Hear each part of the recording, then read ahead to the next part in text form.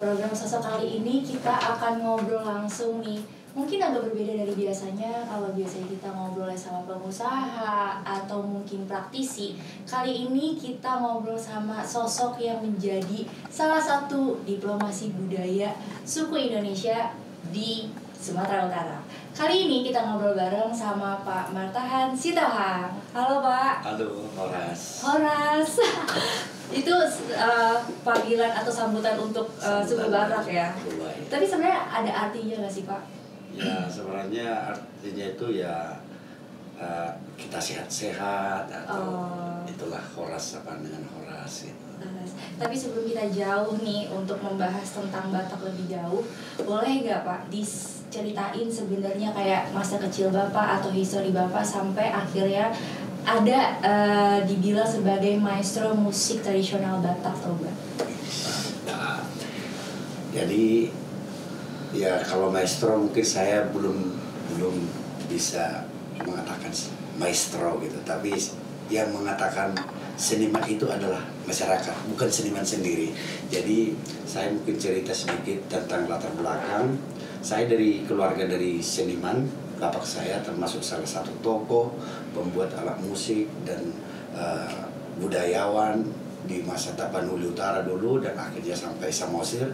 Kami 12 bersaudara, saya anak ke-11 dan kami semuanya hampir terjun di dalam ya memahamilah seni musik tradisional gitu. Tapi saya dulu anak-anak memang tidak suka musik tradisional, mungkin karena lihatnya katrok kali ya. Kampungan gitu. Akhirnya jadi suka itu kenapa? Ya saya setelah memang ya dipaksakan masuk ke musik dulu, tapi itu memang saya memilih musik barat gitu. Mungkin jadi pemain drummer atau pemain saxophone. Saya pemain saxophone juga basicnya dulu. Tapi setelah masuk jenjang ke universitas di etnomusikologi USUP, baru saya sadar bahwa apa yang dilakukan orang tua saya itu yang selama ini itulah yang digali di jurusan etnomusikologi. Jadi dari situ saya terjun kembali mau betul mempelajari. Tidak menyadari privilege yang dimiliki ya. Iya, betul. Karena memang gitu, kalau kita udah ada privilege-nya, kita malah cari-cari yang lain yang sulit gitu. Terus akhirnya titik yang bikin kayak oh ternyata malah mungkin jagoan bapak saya nih daripada perkuliahan saya itu pas kapan Pak? Ya setelah melihat beberapa dosen-dosen saya itu dulu yang masih dosen-dosen itu ketika saya anak-anak sudah sering datang ke kampung jadi narasumber, orang tua saya jadi narasumber. Jadi saya berpikir berarti informasi-informasi dari bapak saya juga yang diterapkan di dalam akademisi etnomusikologi ini juga gitu. Jadi dari situ mungkin saya makin tertarik dengan ya musik tradisional Batak gitu.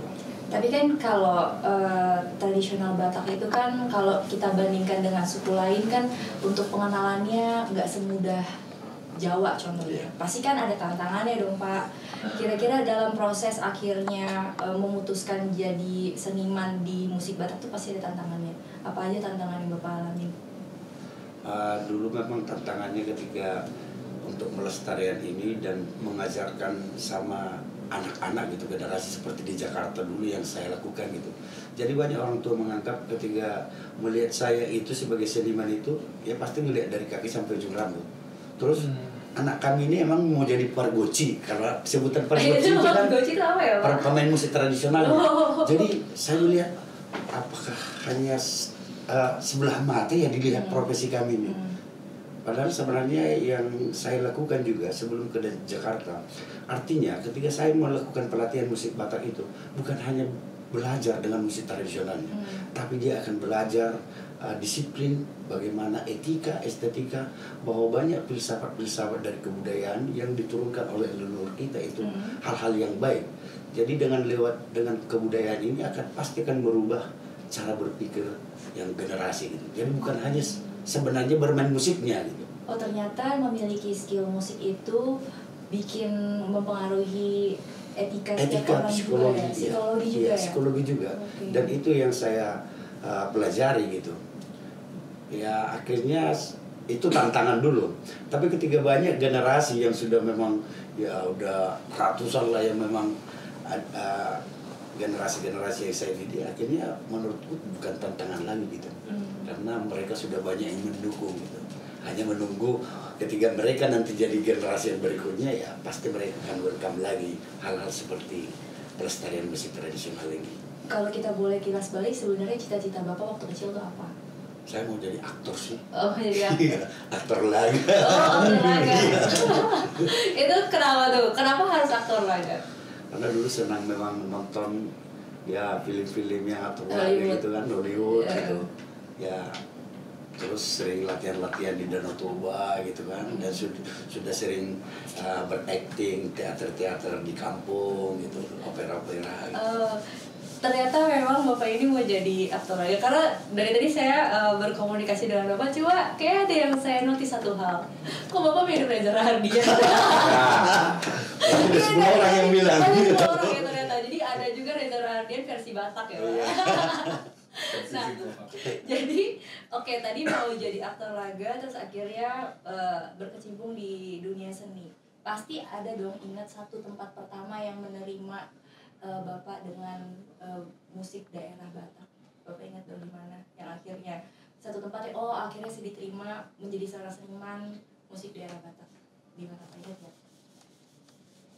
Yang menjadi karena tempat ini akhirnya saya menjadi yakin kalau saya akan berjalan terus dengan musik Batak ini. Satu memang untuk karena dulu saya misi saya itu ke orang Batak gitu. Jadi yang pertama itu adalah gereja. Ketika bicara HKBP kan ada Batak. Berarti 99,99% itu orang Batak. Dan yang melestarikan musik Batak itu adalah orang Batak sendiri. Itu yang pertama. Yang saya ke Jakarta ini pertama itu HKBP Sudirman Jakarta. Tapi itu 2 kali gagal membuat pelatihan itu. Yang ketiga kali akhirnya ketika itu dirapatkan tidak diterima. Yang ketiga kali itu ada satu ya yang dermawan gitu, ya tidak apa-apa buat pelatihan, saya akan yang mengasih transportmu gitu. Dan ketika saya melatih dalam 4 kali pertemuan mereka akan bisa tampil gitu. Ada garanti itu Pak? Ya. 4 kali 4 kali pertemuan, coaching, ya langsung bisa. Pertemu. Itu kok bisa Pak? Ya mungkin karena sudah tahu metodenya gitu kan, udah menciptakan metode dalam belajar musik Bataknya. Setelah 4 kali tampil, setelah pulang gereja tampil anak-anak itu, dan itulah yang membuat jemaat itu menerima dan akhirnya itu diterima di gereja. Dari situlah berjamur ke gereja-gereja lain.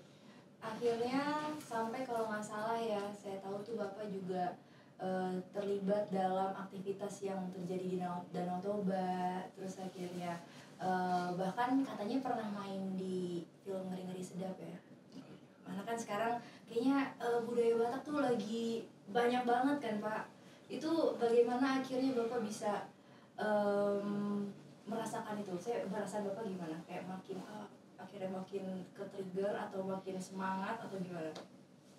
Ya setelah pulang ke Danau Toba, memutuskan pulang ke Danau Toba, akhirnya banyak juga teman-teman yang dari Jakarta ingat saya di Danau Toba gitu.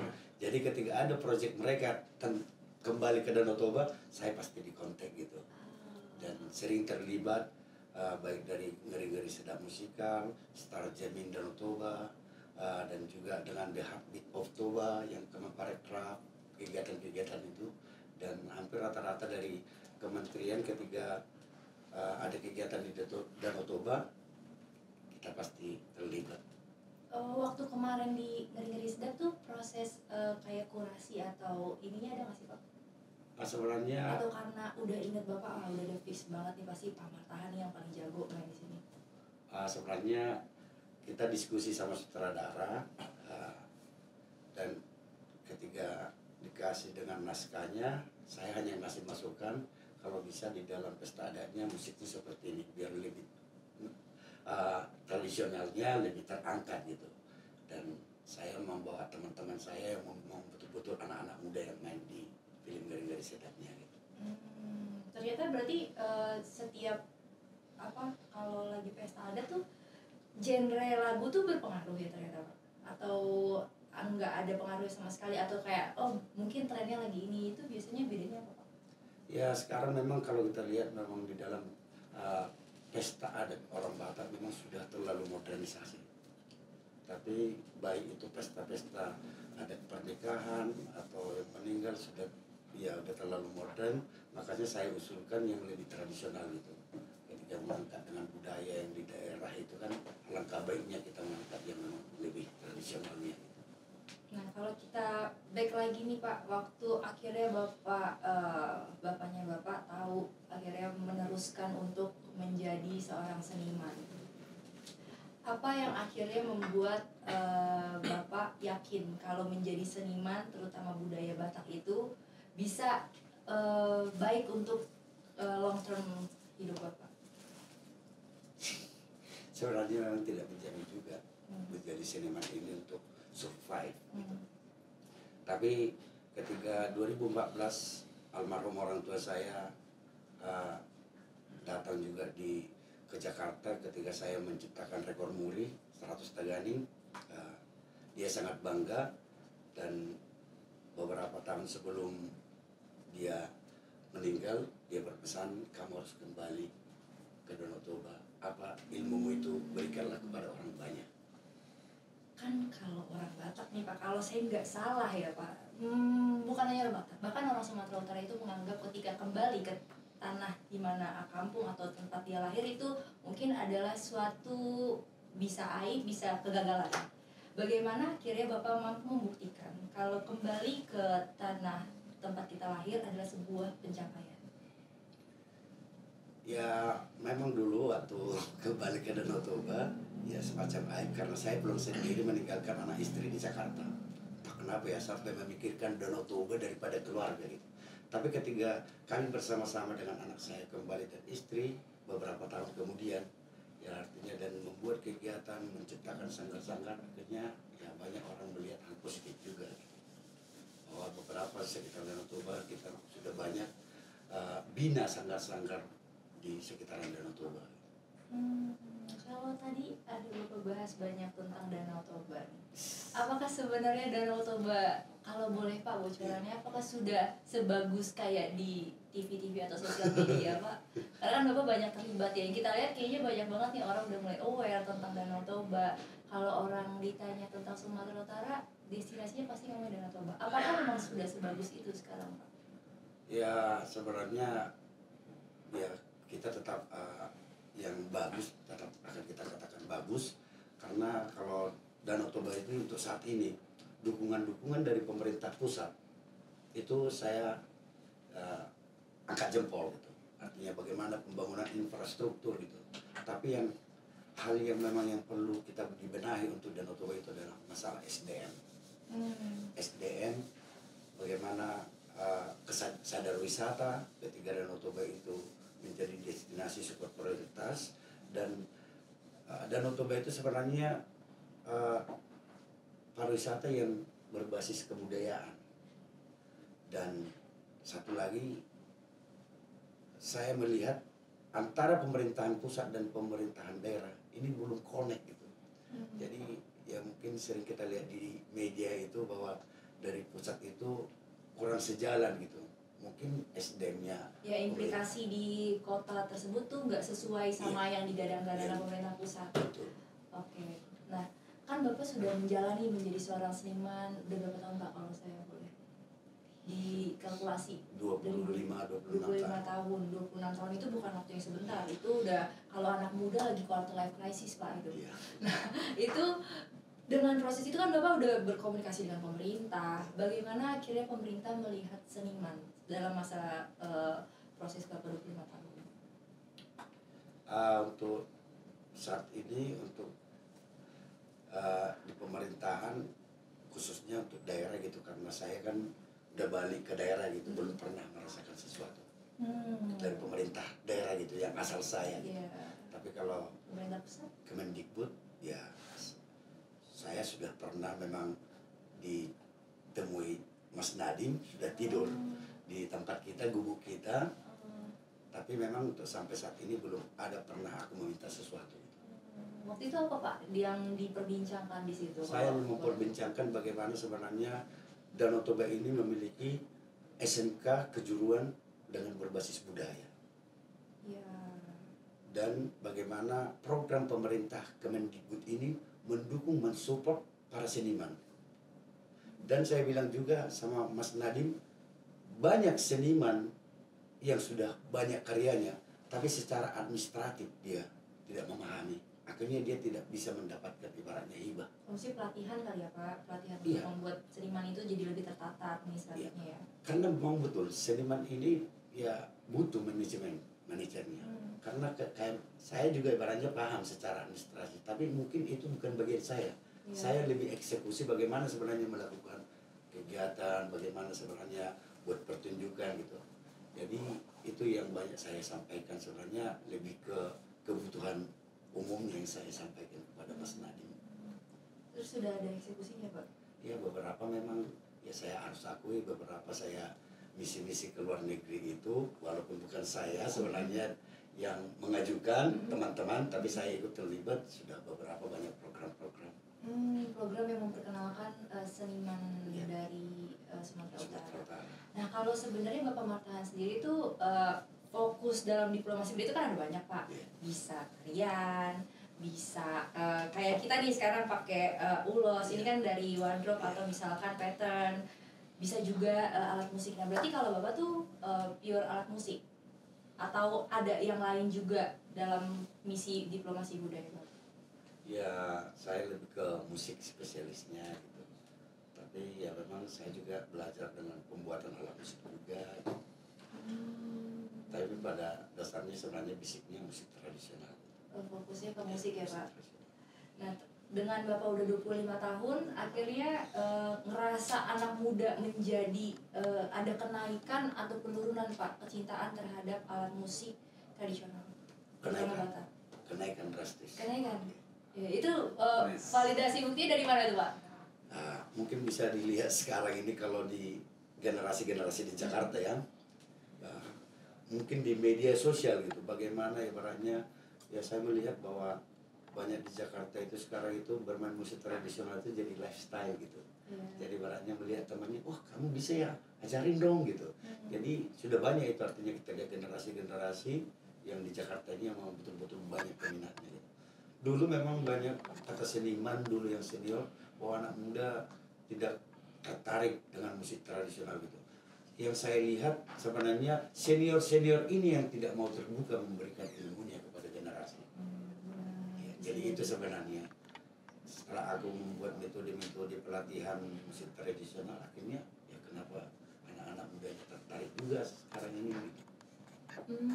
Sebenarnya apa membedakan, kan tadi Bapak bilang bikin metode nih Pak. Saya pengen tahu Pak, sebenarnya perbedaan metode apa yang akhirnya Bapak buat? Kan udah berhasil nih.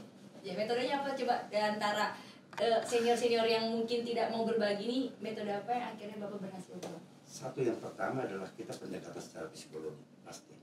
Bagaimana sebenarnya ya buat ya senang gitu untuk, dan metode belajarnya memang basic saya musik klasik.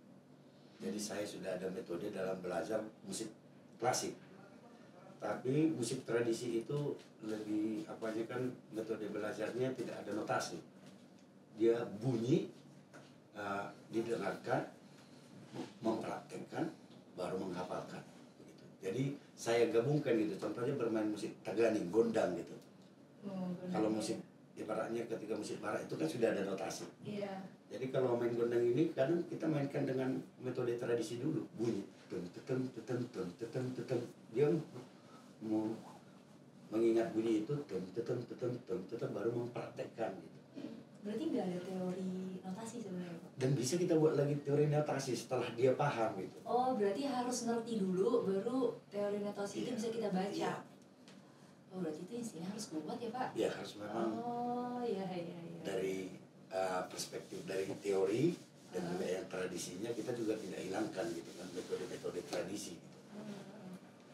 Kalau saya tanya satu lagu, kalau ditanya Pak, saya mau belajar alat musik nih, satu lagu pertama yang mudah menurut Bapak kita pelajari apa? Reggae. Itu gimana lagunya? Saya nggak tahu nih. Jadi notasinya itu do re mi fa sol aja gitu. Do re mi do pa mi mi do re mi fa sol. Jadi hanya di nada lagu itu aja. Lagu itu Iya. yang kadar yang lumayan Yang muda ya Pak? Yang muda. Kalau yang tersulit Pak? Kalau yang tersulit ya banyak memang repertoire yang tradisi yang kuno gitu. Mungkin aku juga belum paham, banyak juga yang belum paham juga. Nah, berarti kan ada yang belum paham tuh Pak. Biasanya kalau sebuah lagu dalam pemainan lewat alat musik itu dikatakan susah, kalau kenapa tuh Pak? Ya dari tekniknya juga sih. Teknik ya? Teknik permainannya. Teknik permainan. Bukan karena arti lagunya kan Pak.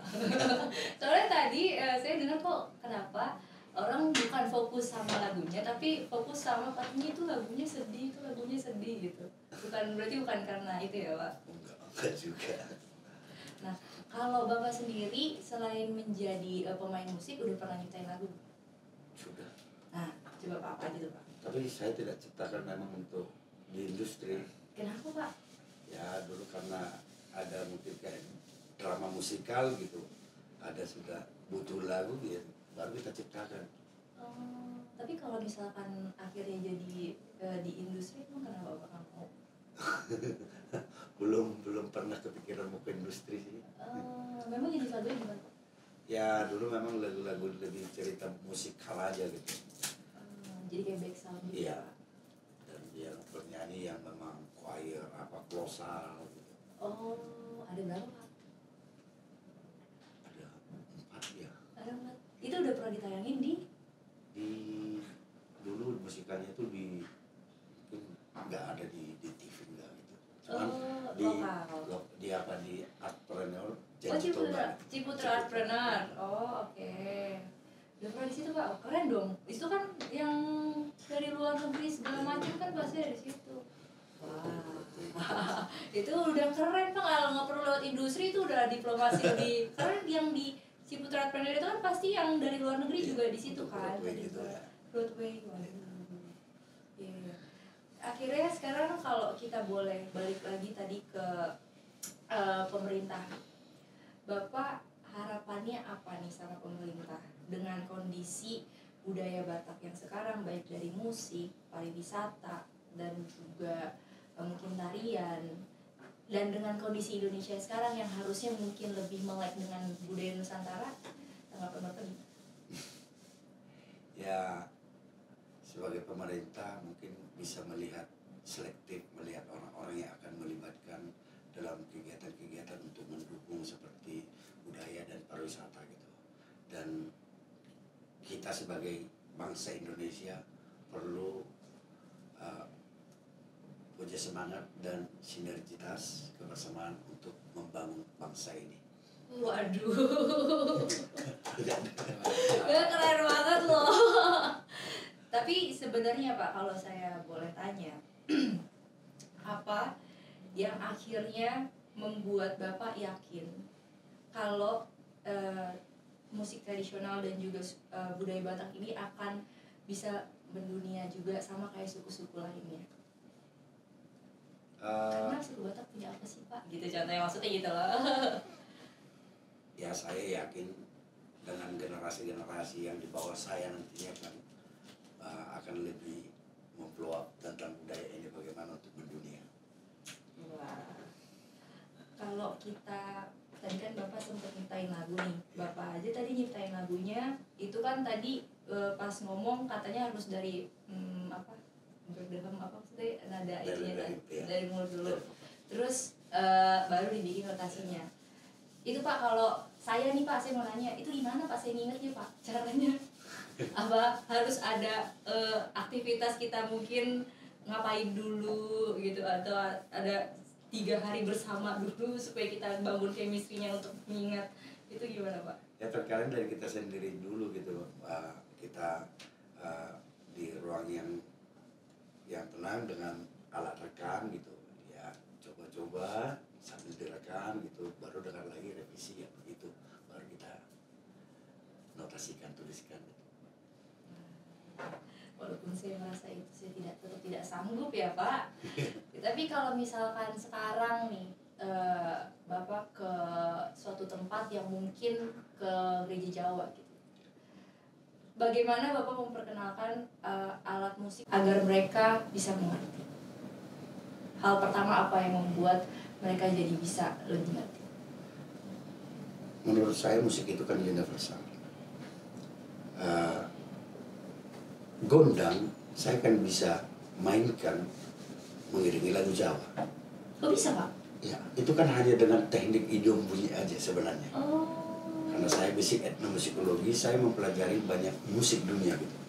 Bagaimana ibaratnya tabla India, bagaimana gendang ini Nusantara gitu. Jadi artinya saya kan ketika jurusan saya gondang, bagaimana ketika saya pemain gondang ini bisa diterima di setiap suku, saya punya cara tersendiri. Bagaimana berkolaborasi atau mengiringi lagunya, budayanya. Tapi selain gondang, sebenarnya alat musiknya ada apa aja sih Pak? Banyak. Banyak banget. Tapi yang mungkin emang Bapak passion banget tuh di gondang ya? Ya passion saya memang di gondang, kebetulan itu skripsi saya dulu atau gitu. Mulai dari pembuatannya. Oh bisa juga bikin, yang tadi Bapak bilang itu bisa juga bikin, mainkan dan mempopulerkan. Kenapa akhirnya milih gondang Pak? Dari semua, tadi kan Bapak bilang banyak banget alat musik, kenapa harus gondang? Taganing ini artinya, ini taganing ya. Kalau gondang itu sebenarnya perangkat seperti gamelan gitu, seperangkat, tapi ada kenong, ada kempul, ada alat-alat jenis lain gitu. Jadi begitu juga dengan gondang. Gondang itu ada sarunenya, ada gongnya, ada taganing lah, alat musik perkusi. Jadi saya lebih fokus taganing tadi, alat musik perkusi.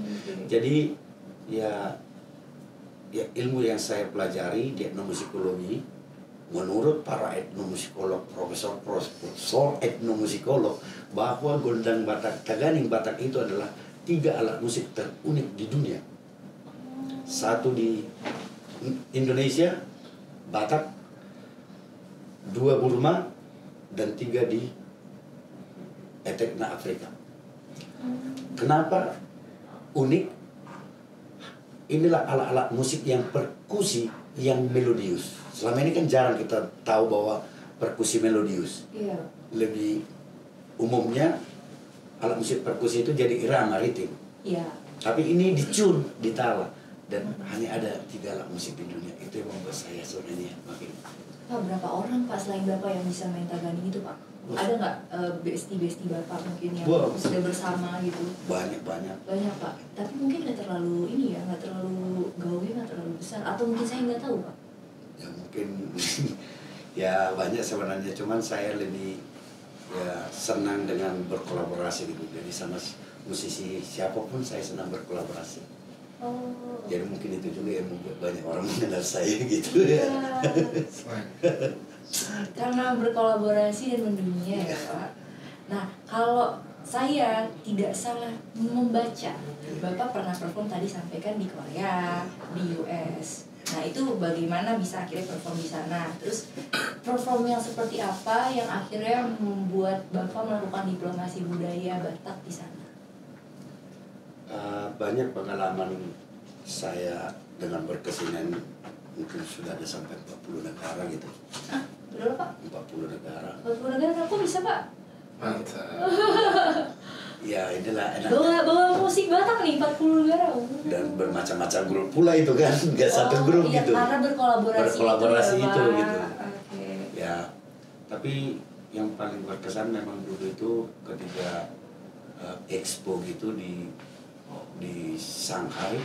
Pada saat itu akhirnya saya bisa menjadi dengan spontan ini, dengan ketika di satu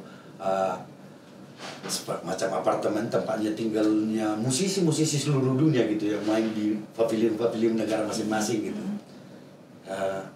Saya bisa membuat kolaborasi spontan dengan musik Batak ini ke hampir semua musisi-musisi yang ada di tempat itu gitu, dan spontan berkolaborasi. Ya, menurut saya yaitu jadi diplomasi yang paling berkesan, berkolaborasi dengan musisi-musisi dunia gitu. Nah, kan kalau saya lihat selain Bapak melakukan diplomasi lewat alat musik, ada yang khas nih dari Bapak. Itu di bagian kepala Bapak itu kan pakai ulos ya tuh. Itu kenapa harus ulosnya dikainkannya seperti itu Pak? Jadi ini memang bagian dari revitalisasi lagi. Karena dulu orang Batak itu lebih cenderung kita lihat yang segitiga kan. Ya, itu kalau lagi acara. Ya pokoknya dulu itu sebenarnya orang Batak itu pasti akan segitiga. Itu sebenarnya lebih praktisnya yang sudah dibentuk dan ya itu jadi pengaruh dari Minang atau Melayu. Tapi sebenarnya yang dulu-dulu itu ya seperti ini. Oh, namanya itu semuanya pertama kayak gini, Pak? Iya. Okay. Jadi kembali sekarang ini aku dulu termasuk pemusik yang selalu menggunakan hal seperti ini, akhirnya jadi tren. Iya. Jadi sekarang untuk anak-anak muda itu jadi tren seperti ini. Padahal sebenarnya ini yang dulu. Oh, justru malah yang mula-mula kayak gini Iya. ya, Pak? Karena hanya namanya tali-tali gitu, hanya ditali-talikan aja gitu. Oh, iya. Tapi sebenarnya ada jenis-jenisnya nggak, Pak? Maksudnya tadi kan ada segitiga, ada yang ditali-tali ini, ada lagi nggak sebenarnya? Ya banyak tergantung kenyamanan sebenarnya, ada yang beda-beda tergantung kita yang mendesainnya gitu. Tapi pada dasarnya bukan yang segitiga yang runcing, bukan. Iya. Tapi penggunaan pattern ulos itu ada maknanya nggak kalau lagi dipasang tali-tali gitu, Pak? Kadang kan setahu saya kalau kita pakai ulos biasa itu kan mungkin ada maknanya lagi duka atau lagi apa, itu ada nggak kalau buat performance, Pak? Ya ada, kalau tali-tali itu pada umumnya orang menggunakan ulus mengiring. Ulos mengiring. Jadi ada juga jenis-jenis ulus itu yang yang kita gunakan gitu, contohnya untuk tali-tali itu apa. Baru untuk cewek itu pada umumnya ulus apa, sadung. Untuk yang laki-laki ada ragi hotang, itulah yang umum dulu gitu. Tapi banyak lagi lebih sebenarnya yang lebih dalam lagi bagaimana penggunaan ulus itu. Nah, sekarang saya mau ngetes Bapak nih. Sekarang kan saya lagi pakai ulos dari My Ulos nih, Pak. Kalau ini tuh sebenarnya ada pattern, ada maknanya nggak, Pak? Pattern ini, atau misalkan sebenarnya yang saya pakai ini bisa dipakai casual aja kalau ini? Ya sebenarnya sekarang ini kan sudah banyak dengan artinya tenunan-tenunan Nusantara ini kan buat lebih fashion gitu. Jadi ya sebenarnya ada makna-maknanya juga, tapi sekarang ini kan ya namanya kita buat juga di fashion itu kan bagian pelestarian juga. Iya. Nah, ini ulos dari My Ulos ini kan saya pakai kayak gini, Pak. Ini sebenarnya boleh tapi kan, nggak apa-apa kan? Nggak apa-apa. Selain dipakai kayak gini bisa kayak gimana lagi, Pak? Kayak misalkan Bisa diselempangkan. diselempangkan juga, bisa diselempangkan terus kayak boleh macam-macam berarti. Boleh juga, boleh jadi dibuat jadi kayak sal apa gitu di. Oh, jadi kayak sarung juga ya, Pak. Nah, kayak di depan ini juga sama nih, Pak. Kita kebetulan lagi ada My Ulos yang support kita. Karena ilmu suku Batak Bapak jauh lebih jago daripada saya. Ini sebenarnya adalah ini ada nggak, Pak, makna-makna dari pattern ulos ini? Atau misalkan ini lebih ke pattern untuk fashion aja? Ini mengiring artinya ibaratnya memberkati segala kegiatan kita. Jadi ini yang selalu dibuat juga di. Oh, kalau yang buat tali-talian itu Iya, tuh yang kayak gini. iya, mengiring, ulos mengiring. Oh, yang patternnya lurus-lurus kayak gini ya, Pak? Oh, kalau yang ini, Pak? Ini bintang maratur. Bintang maratur itu artinya apa, Pak? Bintang maratur apa ya? Lebih kalau tapi artinya ini ulus ini untuk bisa jadi untuk menggendong untuk bayi gitu. Jadi biasanya itu bisa diberikan oleh orang tua kepada anaknya yang baru lahiran anak gitu. Oh, bentuknya kayak gini ya, Pak. Oh, ternyata kalau di My Ulos itu menyediakan banyak jenis pattern ulos nih, dari yang aku pakai bisa buat fashion. Terus tadi ada yang mengiring, ada yang mengiring, sama ada yang bintang maratur. Bintang maratur. Nah, satu lagi Pak, saya mau tanya, kenapa orang Batak kalau naruh ulos itu di atas keyboard? Oh. Itu kenapa orang Batak selalu pasang ulos di atas keyboard walaupun kita nggak ada keyboardnya? Itu kenapa, Pak? Jangankan itu, kalau dibuat lagi di taplak meja. Jadi kalau nggak di keyboard, nanti di tembok, itu sebenarnya apa sih yang membuat ulos itu jadi kayak harus ada gitu di setiap ornamen rumahnya orang Batak? Ya mungkin itu menjadi sebuah simbol gitu, artinya dari tekstil dari kain ini juga menunjukkan bahwa kita orang Batak juga gitu. Jadi mungkin itu buat ditempel di rumah yang menunjukkan identitas budayanya juga. mungkin ya. Berarti sebenarnya hal itu menjadi salah satu perlakuan untuk diplomasi budaya juga ya Pak. Wow, keren. Bisa menjadi banyak ilmu baik dari musik dan juga penggunaan ulos. Dan untuk ulos ini Bapak selalu pakai setiap perform pasti. Yeah. Yang apa ini kepala aja atau bahkan baju juga? Ada juga baju dengan semacam suit. Istilahnya itu baju outer gitu. Oh, outer. Tapi kalau yang sekarang ini kan bagus banget Pak, itu dari My Ulos juga ya Pak? Iya. Selalu disupport My Ulos kita. Oh iya. Untuk kostumnya. Oh iya. Oh jadi kalau misalkan teman-teman yang bersuku Batak dan atau suka tuh sama pattern-patternnya yang diulos itu bisa beli dari My Ulos ya Pak. Terakhir nih Pak, bagaimana pesan Bapak untuk anak-anak muda menanggapi tentang budaya Batak? Kan Bapak awalnya waktu muda mintanya katro, sekarang Bapak pasti udah beda dong pola pikirnya. Coba deh Pak, engage teman-teman anak muda untuk, terutama saya juga, untuk bisa mencintai budaya Batak. Silakan Pak. Buat adik-adikku, kawan-kawanku, generasi bangsa Indonesia, apapun sukumu, ikuti zamanmu, jangan tinggalkan budayamu, karena budaya adalah identitas diri. Terima kasih, itulah statement dari saya. Mantap, mau lihat ya Pak? Lihat. Terima kasih udah menjadi narasumber kita. Kalau kedepannya teman-teman penasaran nih Bapak Marta Hasih Tohang ini siapa sih sebenarnya, teman-teman bisa cek di Instagramnya, udah banyak banget karya beliau, baik dari alat musik, dari pakaian yang digunakan, dan juga jangan lupa untuk subscribe dan juga follow sosial medianya Media Nawacita Indonesia. Terima kasih.